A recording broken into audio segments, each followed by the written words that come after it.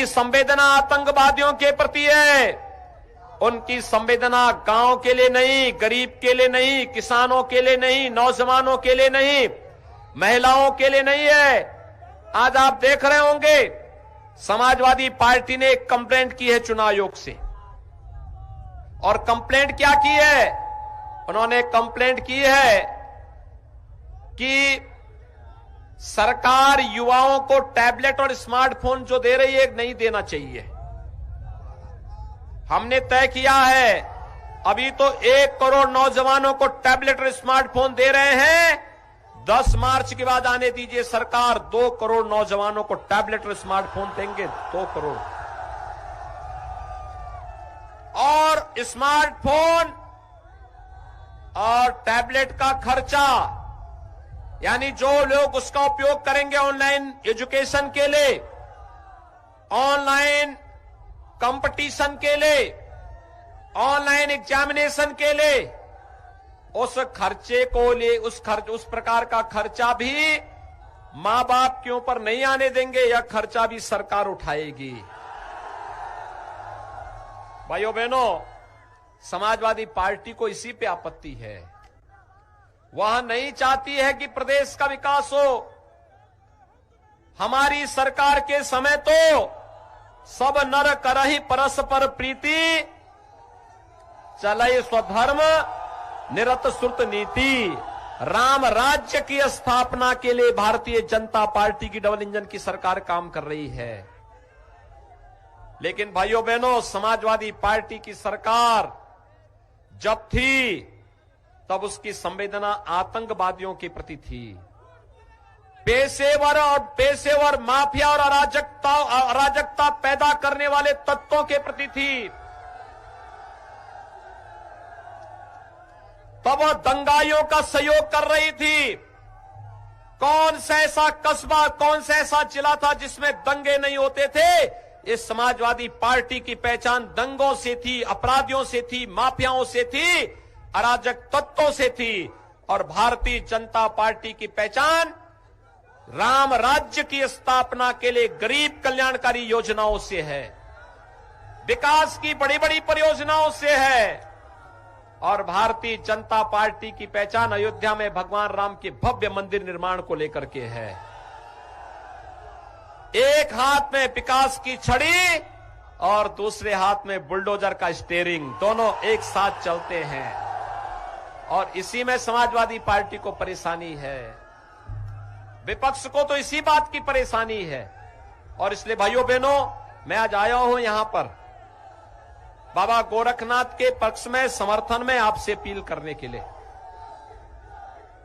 देखिए, जब अयोध्या की 5 सीटें जीतेंगी तो भाइयों बहनों, ये 5 सीटें जीतेंगे तो उत्तर प्रदेश में 325 सीटों का समर्थन भारतीय जनता पार्टी को प्राप्त होगा। 325 सीट का मतलब एक मजबूत और दमदार सरकार होगी। दमदार सरकार, आप दमदार और मजबूत सरकार चाहते हैं ना? कि समाजवादी पार्टी की दुमदार और मजबूर सरकार, दुमदार और मजबूर नहीं, दमदार और मजबूत सरकार, ये कौन देगा? भारतीय जनता पार्टी। कौन देगा? आप सभी सहमत हैं? देखो, मैं अयोध्या की शुरुआत बाबा गोरखनाथ के चुनाव क्षेत्र से कर रहा हूं, क्योंकि बाबा गोरखनाथ की कृपा से ये पैदा हुए थे। और इसीलिए मैं यहीं से प्रचार भी कर रहा हूं। जिता करके भेजेंगे सभी लोग, लेकिन जीतने की पहली शर्त है, चुनाव के दिन 27 तारीख को चुनाव होना है ना? 27 तारीख को पहला काम क्या? मतदान। पहला काम सभी लोग करेंगे, इधर भी उधर भी, पीछे भी बहुत बड़ी संख्या में लोग हैं। सभी लोग मेरे साथ बोलेंगे, सभी लोग सहमत हैं? बाबा गोरखनाथ भारी वोटों से जीतेंगे। आज से घर घर जाकर के वोट मांगेंगे कमल निशान पर सभी लोग।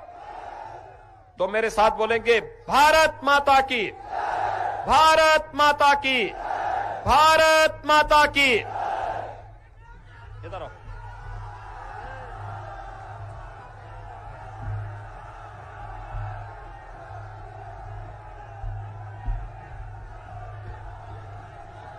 आप सबकी तरफ से मंच पर उपस्थित सभी वरिष्ठ नेतागण, माननीय उत्तर प्रदेश के मुख्यमंत्री जी को आभार, धन्यवाद।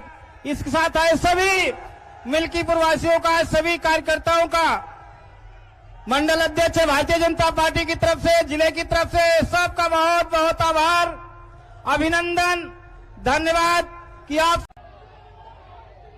राम भक्तों पर गोली चलाने वाला व्यक्ति अगर आपसे वोट मांगता है, और भाइयों बहनों, उसको सीधे सीधे जवाब देने की आवश्यकता है। जवाब देने की आवश्यकता है कि ये अयोध्या है। हां,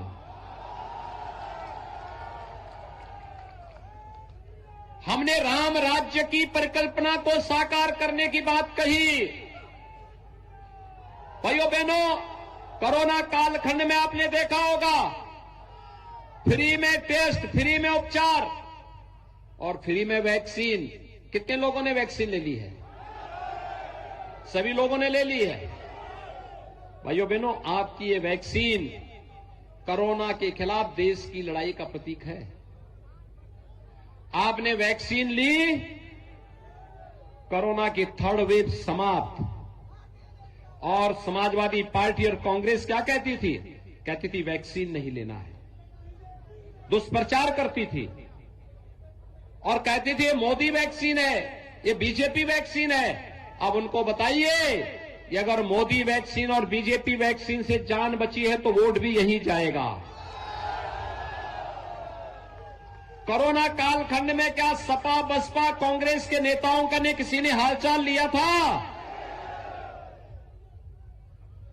सांसद और विधायक तो हमारे हालचाल लेने के लिए आए होंगे, भाजपा के पदाधिकारी आए होंगे, और मैं स्वयं अयोध्या 3 बार आया था देखने के लिए।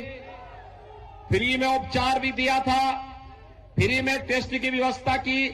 ये वैक्सीन का पैसा तो किसी से नहीं लिया गया ना। समाजवादी पार्टी होती थी, वैक्सीन को ब्लैक कर देती। वैसे ही आप मुझे बताइए, कोरोना कालखंड में 2-2 बार राशन सबको मिला ना हर महीने? राशन में भेदभाव तो नहीं हुआ? फ्री में राशन, सबको राशन। डबल इंजन की सरकार है, डबल डोज राशन, और राशन के साथ दाल भी, रिफाइंड तेल भी, और 1 किलो नमक भी। मिला कि नहीं मिला? मिल रहा है ना। और सपा के समय में, बसपा के समय में, कांग्रेस के समय में सभी राशन खाद्यान्न माफिया खा जाते थे। खा जाते थे कि नहीं खा जाते थे? तब भी गरीबों को फ्री में मिलता था क्या? पैसा दे करके भी नहीं मिल पाता था। भाइयों बहनों, महामारी का इतिहास अगर आप देखेंगे तो जितनी मौतें महामारी से होती थी, उससे कई गुना मौत भूख से होती थी। आज भूख से नहीं, बीमारी से भी अधिक से अधिक लोगों की जान को बचाने का कार्य हो रहा है। और भाइयों बहनों, भूख से भी किसी व्यक्ति को मरने नहीं दिया गया।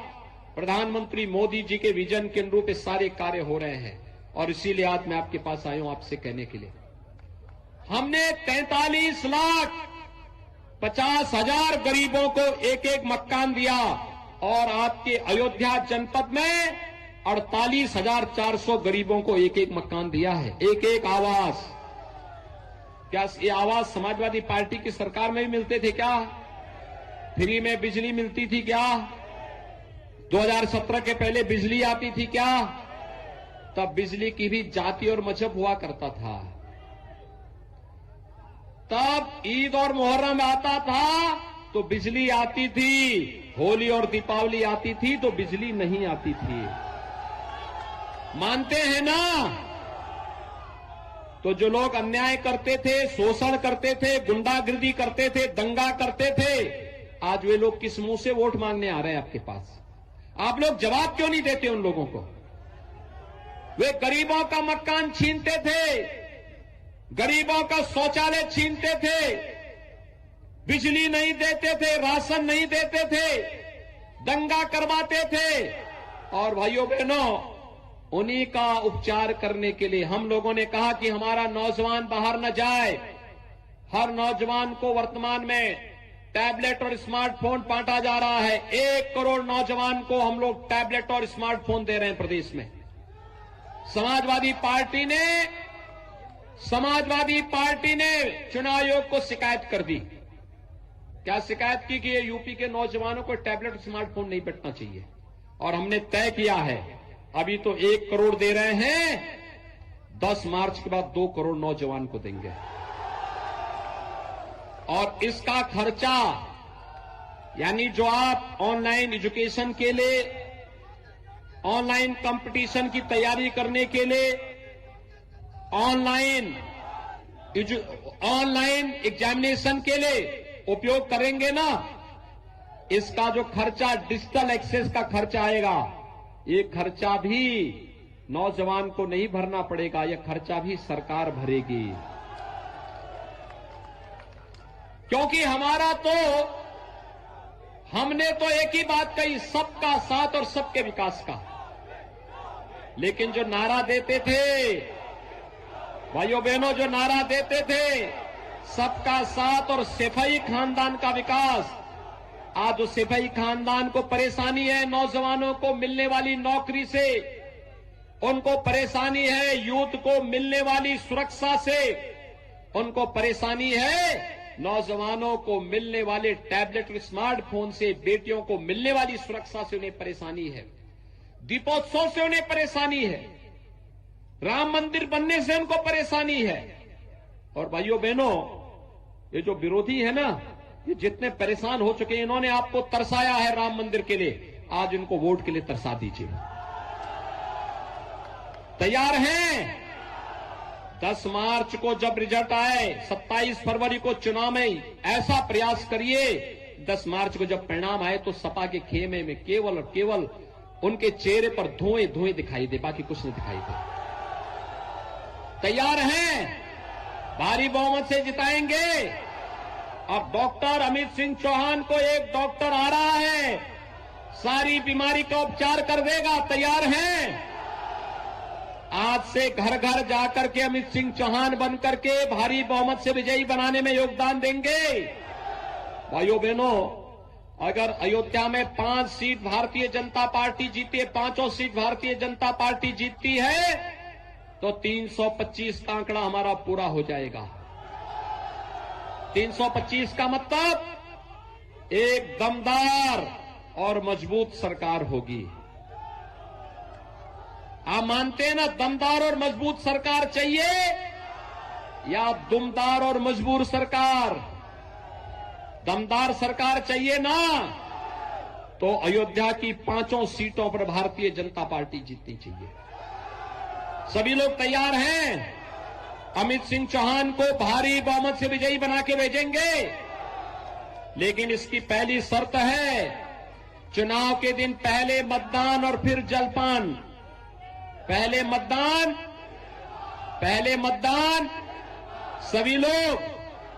तो आज से तैयारी करना प्रारंभ करिए। मेरे साथ दोनों हाथ उठा करके बोलेंगे। जहां तक मेरी आवाज जा रही है, भारत माता की, भारत माता की, भारत माता की, जय जय श्री राम, जय जय श्री राम।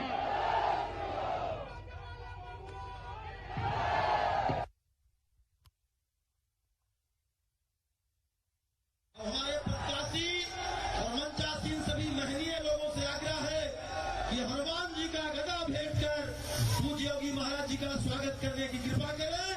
साथ ही अपने कर्मठ जिला अध्यक्ष आदरणीय संजीव सिंह जी से आग्रह है कि आए और सबका आभार अभिनंदन करने की कृपा करें। आदरणीय संजीव सिंह जी, आप सब